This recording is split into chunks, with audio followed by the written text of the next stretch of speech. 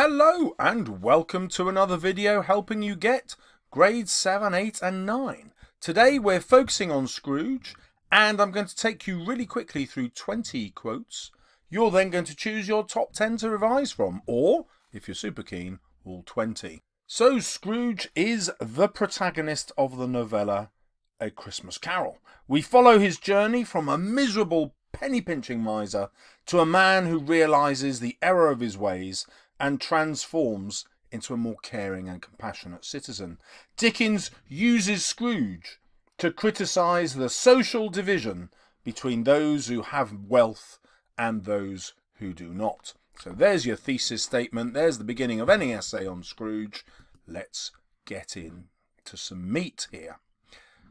This is what poverty looked like in Dickens' time, and this is what wealth looks like.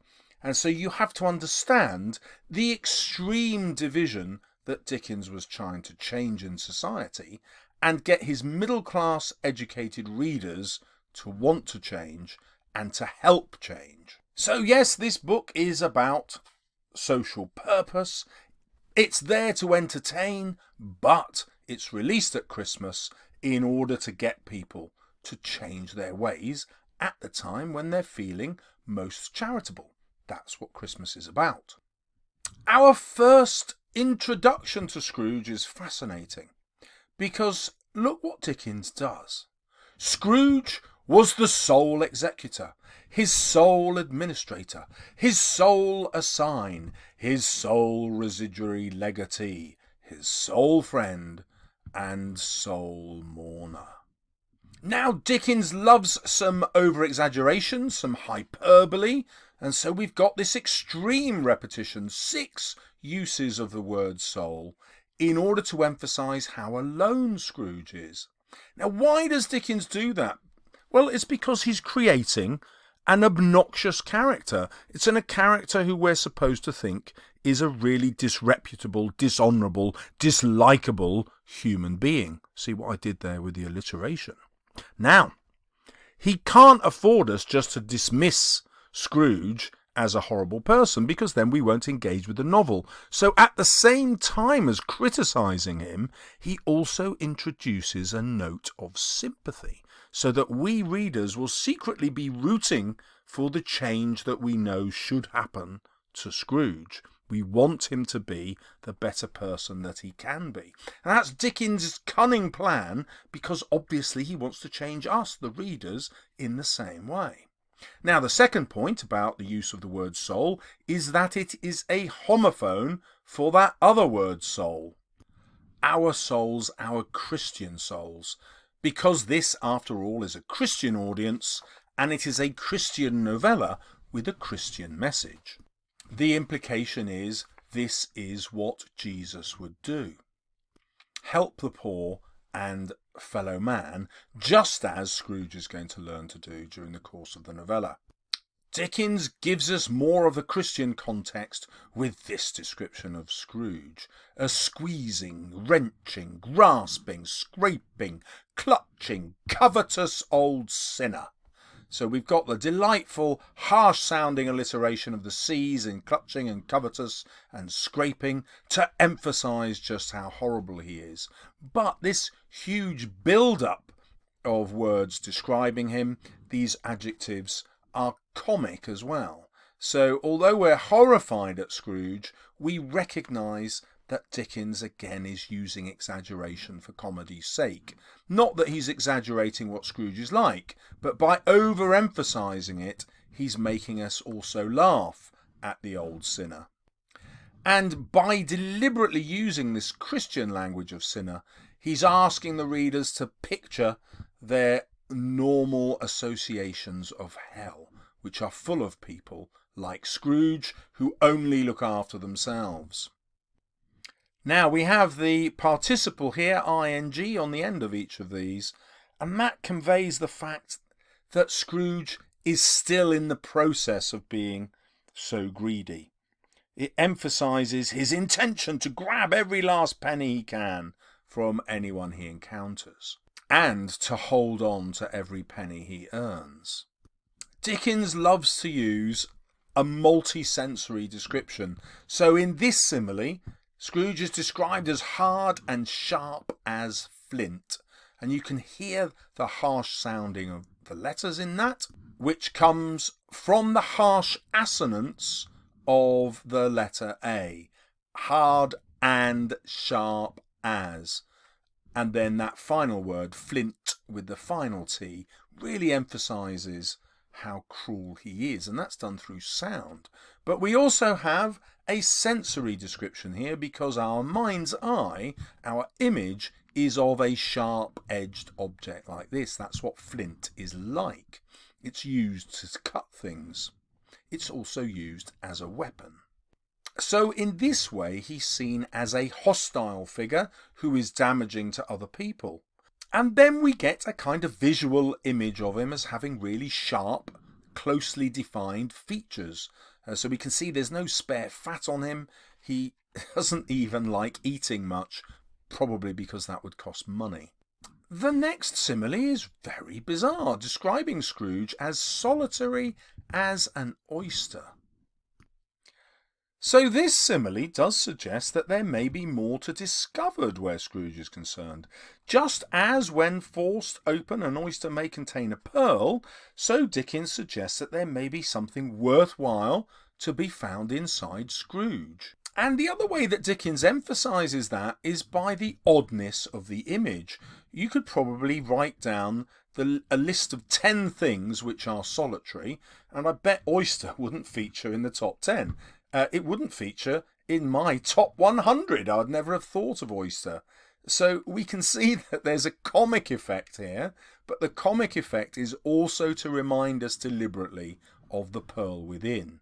It's to give us that sympathy for this horrible character of Scrooge. So we're rooting for him, we're on his side, we want him to reform. And there's also a literal and metaphorical coldness associated with the early descriptions of Scrooge. So a frosty rime was on his head, and his eyebrows, and his wiry chin. He carried his own low temperature always about with him. And you can see the rhythm of this is almost like a child's rhyme, where this sentence is balanced by the next sentence, and we've got that half rhyme of chin and him. Again, this is Dickens being playful, on the one hand showing us this horrible character, but on the other hand letting us know that, like a child's story, this will have a moral, and like a child's story, it will have a happy ending. And he even introduces the word rhyme into the sentence. That rhyme is a film. So here we have a rhyme, if you like, of frost on a surface. But obviously that's a homophone for the kind of rhyme you get in a poem. And it's important to pick up Dickens' tone here, which is playful. And that's why we have the childlike rhyme. We can also see that sense of playfulness in the catchphrase that he gives to Scrooge. Bah! Humbug! And we can just imagine this as a kind of pantomime villain coming on stage and getting the audience to boo him. So when we're writing about this, we could actually write about him as a pantomime villain, an object of derision, but one who actually we're rooting for. Now, he actually says this to two men who are collecting for charity at Christmas time. Scrooge's rejection of giving money to charity is supposed to be comic. But then he says this, that he doesn't want to help the poor because not helping them will decrease the surplus population. This language is totally unlike the childlike sense of play that we've had from Dickens before. This is hard-edged. This is the kind of language that you would expect to see in a political pamphlet or an academic text. And that's important because now Dickens is using Scrooge in another way.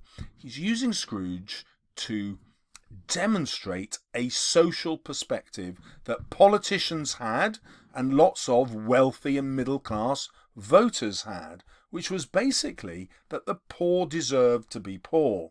If they had anything about them, they wouldn't be poor. They would earn their keep, and be middle class or wealthy. And Dickens, of course, is attacking that view. He obviously knows from his own experience that poor people are made poor by society, and they're denied the education and opportunity which allows them not to be poor anymore, which encourages employment and enables them to be employable. So he uses this very academic language, this political language, in order to attack that view in many of his readers. And of course, Dickens is making a political argument here. He's saying to his readers, look, if you do not contribute to charity in the same way that Scrooge is not contributing to charity, then you are effectively decreasing the surplus population, which is a polite way of saying you are killing your fellow human beings. Now, he makes sure that harsh message comes after quite a bit of comedy. In other words, he softens us up. He prepares the ground for the readers to face this much harsher message. And then he provides us with a further warning. The description of the surplus population which has been decreased is actually of the ghosts of the rich who Scrooge is going to see outside his window once he's been visited by Jacob Marley. And so the irony here is that the surplus population are his readers. He's suggesting that his well-off readers are the ones who are going to be haunting the earth because they are surplus to the earth because they did not help when they had the opportunity. They therefore become surplus to heaven. And there's the link with soul again. Now, although Scrooge is horrified by this and begins to learn his lesson, we can see that he begins entirely in a self-centered and self-serving way. Speak comfort to me, Jacob, he says. He wants to be consoled for himself. And Jacob says, I have none to give. So now, of course, we are forced by Dickens to be more sympathetic to Scrooge. We're seeing that he wants to change, but the ghost of Jacob is implying that change won't be good enough. There's nothing that Scrooge can do to stop him from that fate of becoming a miserable ghost with all his sins attached to him for eternity.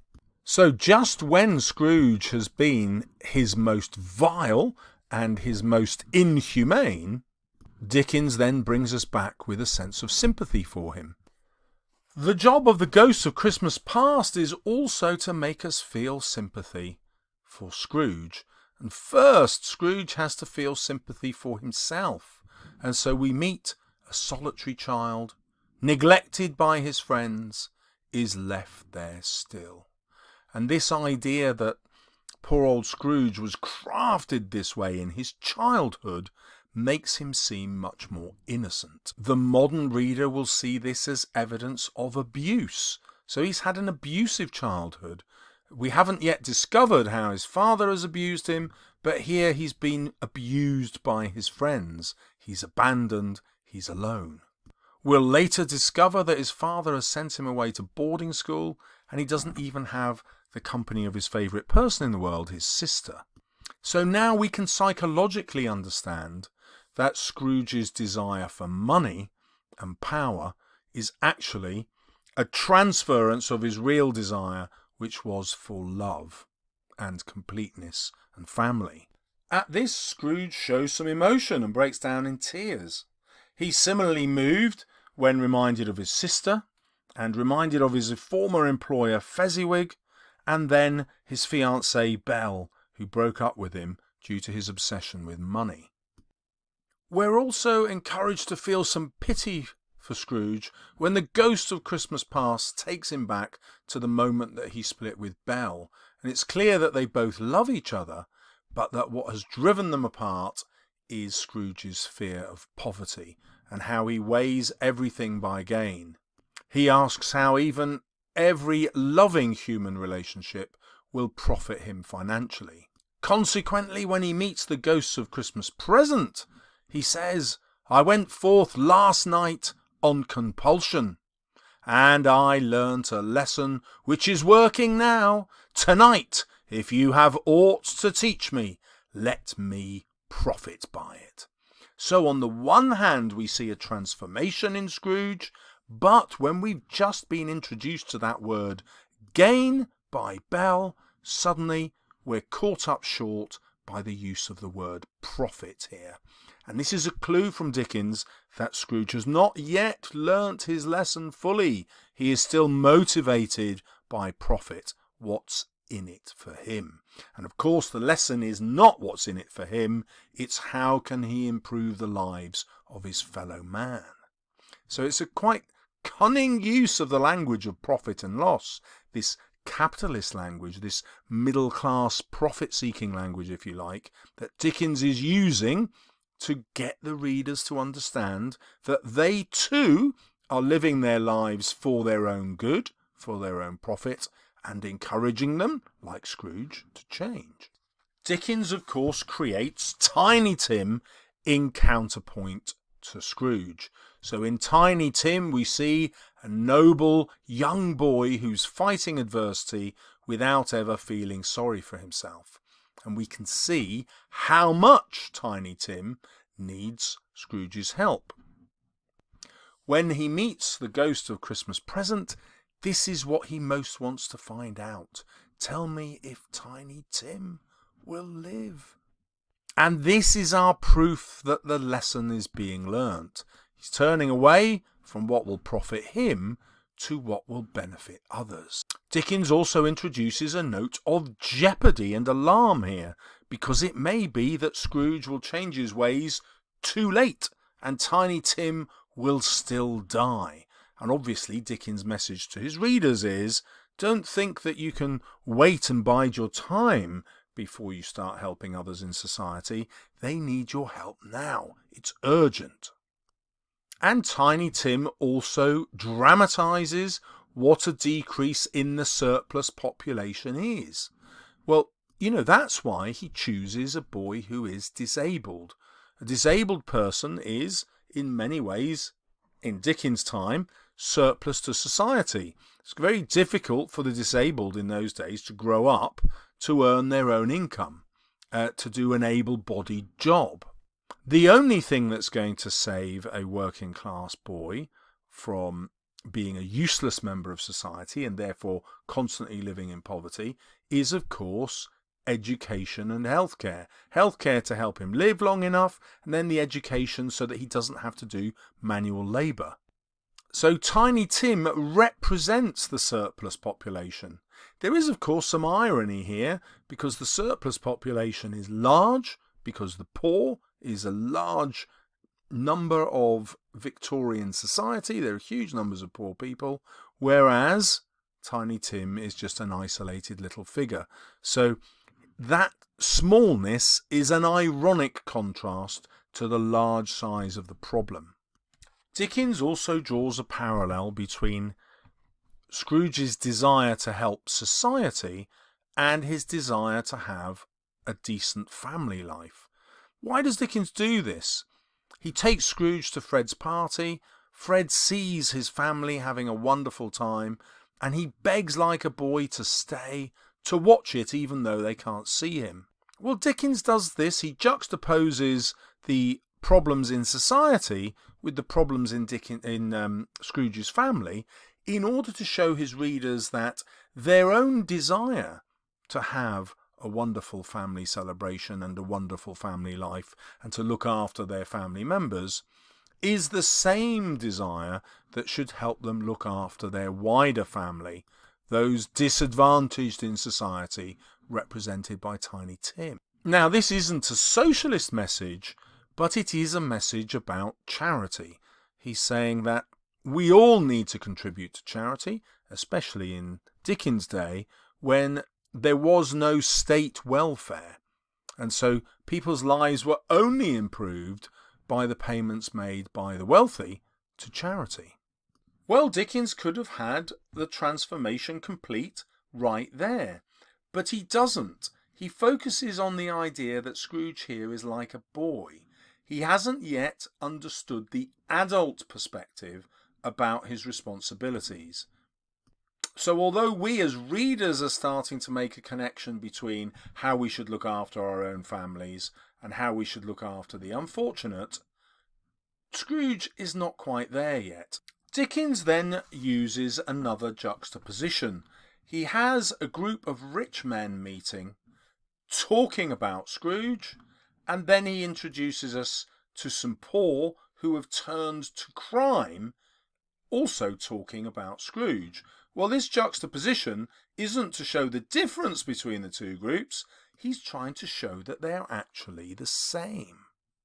The wealthy are men who have had many business transactions with Scrooge. In other words, they're just like him. The observation, "It's likely to be a very cheap funeral, for upon my life I don't know of anybody to go to it," shows what a cheap life Scrooge has lived, the absolute opposite of what he'd expect. It's a contrast with his riches. Now, the rich men don't realise that their own lives are cheap in the same way, because they are exploiting other people. It's not a life that's been worth living, socially speaking, and from Dickens' perspective, it's just a life full of selfishness.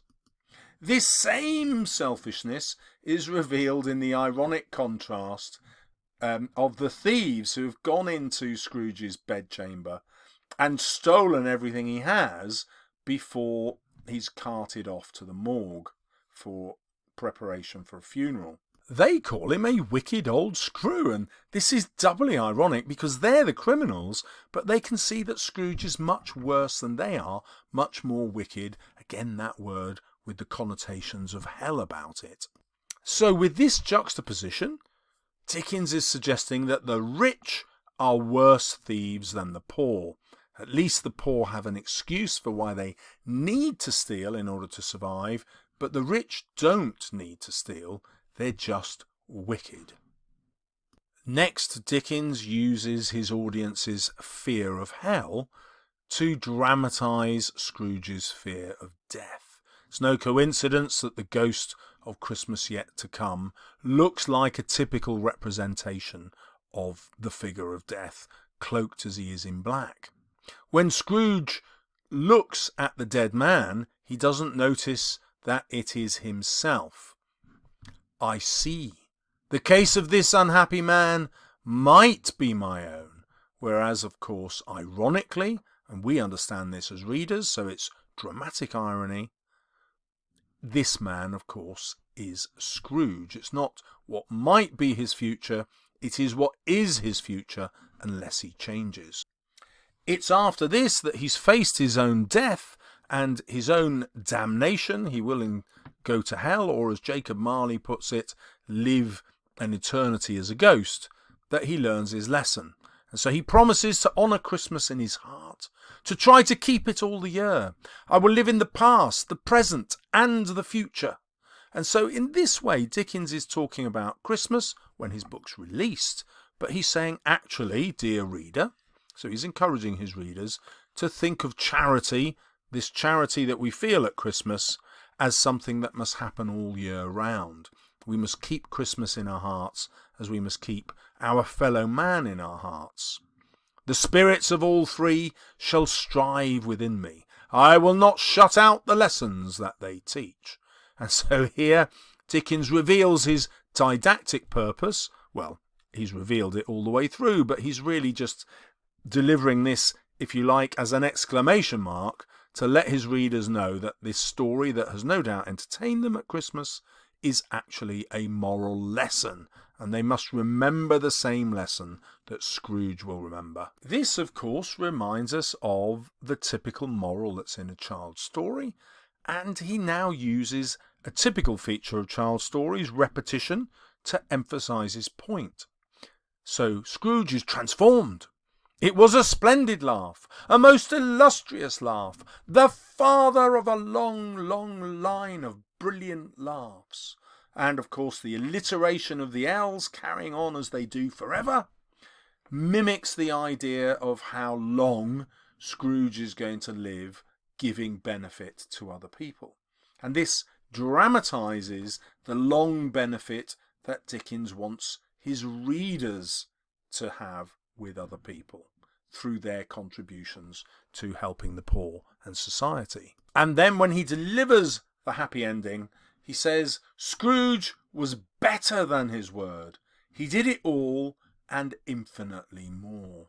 And the use of the word infinitely here is again used to teach that moral lesson to the reader.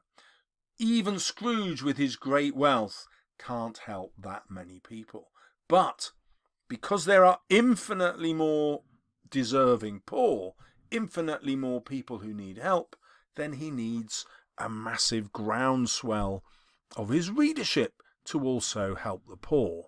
That will give a happy ending to society. This will stop us all behaving as individuals, and in the Christian sense will also help us save our own souls. We will go to heaven because of our good deeds. Now, if you found that useful and you'd like a revision guide to help you, a viewer has sent one in to me. So Aaron, he's pricing it at £4. There's a link below. Aaron sent me it and he said, look, you can make some videos on this, Mr. Salles. And I said to him, well, that's great, but what if you put it on a website where people can buy it if they want it to revise from? So there's the contents page, 62 pages of revision notes. I haven't got my own guide on Christmas Carol at the minute. And so there you go. If you fancy that, follow the link. I stole 19 out of the 20 quotations from his pages 13, 14 and 15, and that's it. Scrooge done. And if you'd like more videos on A Christmas Carol, check them out. They should be popping up round about here. As usual, thank you for watching. See you soon on my channel.